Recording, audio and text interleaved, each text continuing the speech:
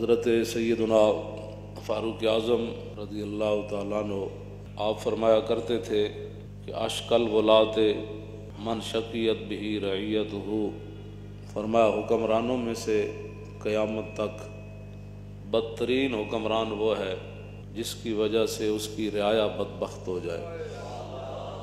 بدبخت خود بڑا بدبخت ہوگا۔ اشکل ولات، حکمرانوں میں سے سب سے بڑا بدبخت، اس میں تفضیل کا صیغہ ہے اشکا۔ ساری دنیا کے حکمران اولین آخرین میں سے سب سے بڑا بدبخت حکمران وہ ہوگا کہ جس کے ہوتے ہوئے اس کی رعایا بدبخت ہو جائے۔ حضرت سیدنا صدیق اکبر رضی اللہ تعالیٰ عنہ کو ایک اعرابی نے کہا کہ انت خلیفۃ رسول اللہ، کہ آپ رسول اللہ کے نائب ہیں۔ فرمایا نہ یہ کیا بات تو نے کر دی، حالانکہ آپ خلیفہ تو تھے، لیکن آپ نے فرمایا قیامت تک کسی کے ذہن میں یہ بات آ سکتی ہے کہ حضور کا بھی کوئی نائب ہو سکتا ہے۔ فرمایا نہیں، میں خلیفہ رسول نہیں ہوں۔ فرمایا پھر آپ کیا ہیں؟ فرمایا انا خالفۃ رسول اللہ۔ لفظ خلیفہ کا جو مادہ ہے خا لام فا، وہ آپ نے رہنے دیا، لیکن اس کا مفہوم بدل دیا۔ آپ نے فرمایا نہیں، میں تو 1,24,000 کم و بیش جو صحابہ ہیں ان میں سے حضور کا ادنا غلام ہوں۔ اور نبی علیہ السلام، میں یہ آخر میں نے بات کرنی ہے جی، پہلے اپنا ذہن بنا لیں کہ حضور کے ادب آداب اسلام نے رکھے کیا ہے، اور پھر یہ ہے کہ صحابہ جن کے بارے میں عبداللہ بن مسعود فرمایا کرتے تھے کہ وَعَامَكَهَا عِلْمًا وَأَقَلَّهَا تَكَلُّفًا كَانُوا أَفْضَلَ هَذِهِ الْأُمَّةِ، فرمایا اس امت تو سب تو بڑیاں شانہ والے صحابہ، تے سب تو بڑے علم والے صحابہ، تے انہاں دے قریب بھی تکلف نہیں آیا۔ تکلف تو پاک اختارا ہم اللہ لصحبت نبی ولاقامت دینی، اسی لیے اللہ نے اپنے حبیب کی غلامی کے لیے ان کو منتخب فرمایا، اور دین کو دنیا میں پھیلانے کے لیے پہلا انتخاب ان کا ہوا ہے۔ فرمایا یہ سیدھے راستے پر ہے، اور انہی کے اخلاق اور ان کی سیرتیں تم نے اپنانی ہیں۔ یہی عبداللہ بن مسعود جو ہے وہ فرمایا کرتے تھے۔ اس واسطے میں پہلے انہی کی بات کرتا ہوں، بعد میں آنے والے لوگوں، پھر افضل الخلق بعد الرسل کی بات کرتا ہوں، جن کو حضور نے فرمایا تھا کہ میری حقیقت میرے رب کے سوا کوئی نہیں جانتا۔ یہ ساری شانیں ہونے کے باوجود فرمایا ابو بکر خیال رکھنا میری حقیقت میرے رب کے سوا کوئی نہیں جانتا۔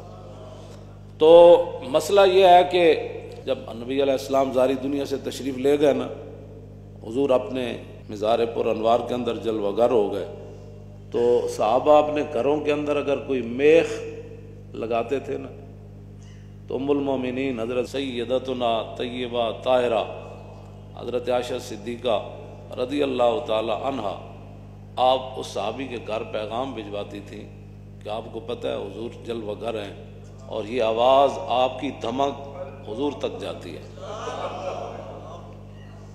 آپ کو پتہ ہے اس بات کا؟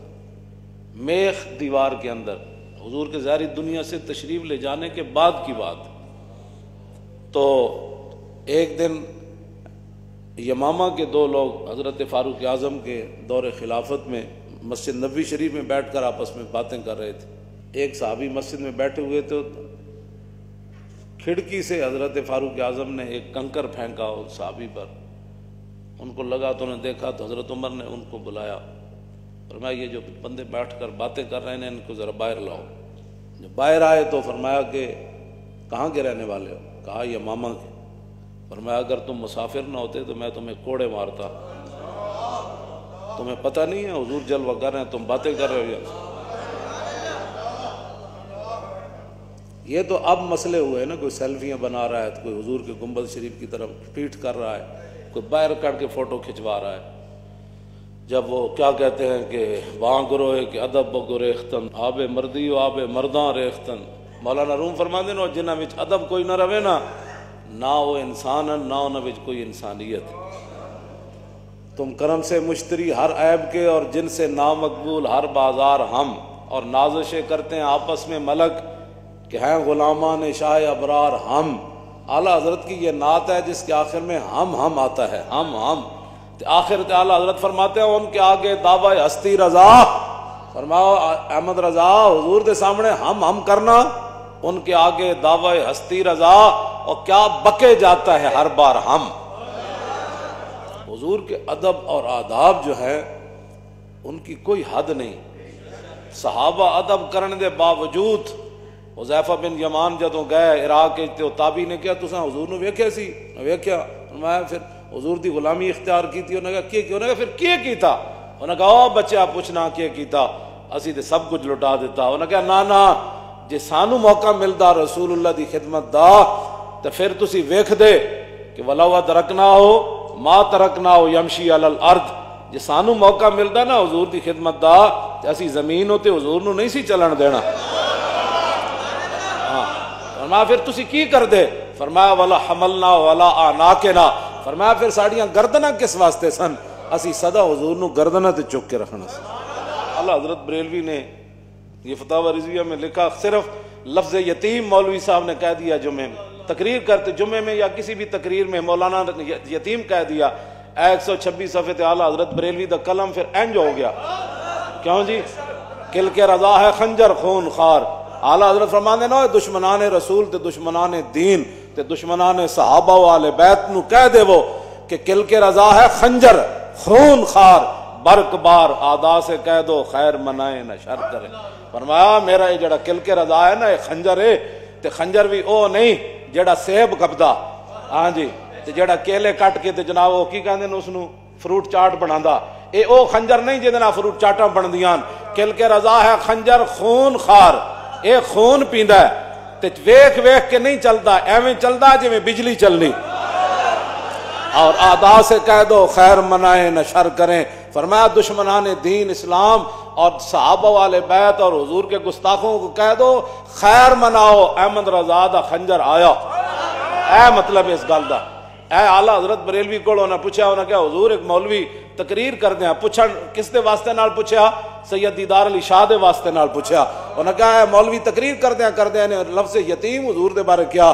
تے آپ نے فرمایا اس مولوی نو سمجھ نہیں آئی. حضور اقدس قاسم النعم مالک الارض رکاب امم موتی منعم قسم قیم ولی والی علی عالی کاشف القرب رافع الرتب معین کافی حفیظ وافی شفیع شافی عف عافی غفور جمیل عزیز جلیل وہاب کریم غنی عظیم خلیفہ مطلق حضرت رب مالک الناس دیان العرب ولی الفضل جلی الافضال رفیع المثل ممتنع الامثال صلی اللہ تعالی. اعلیٰ حضرت نے تے حضور دی مبارک قمیص جڑی نا جڑی صرف حضور دے جسم نال لگی، جد اودا فتاوی رضویہ ذکر کیتا تے پھر کی فرمایا؟ فرمایا قمیص سراپا تقدیس، قدس تقدیس، قدس یقدس تقدیس. فرمایا قمیص دے اندر او تقدیس، او پاکیزگی، او طہارت، او نفاست، او الفت کہ کائنات کسی اور جگہ وہ پائی نہیں جا سکتی، صرف جڑی حضور دے جسم نال لگی.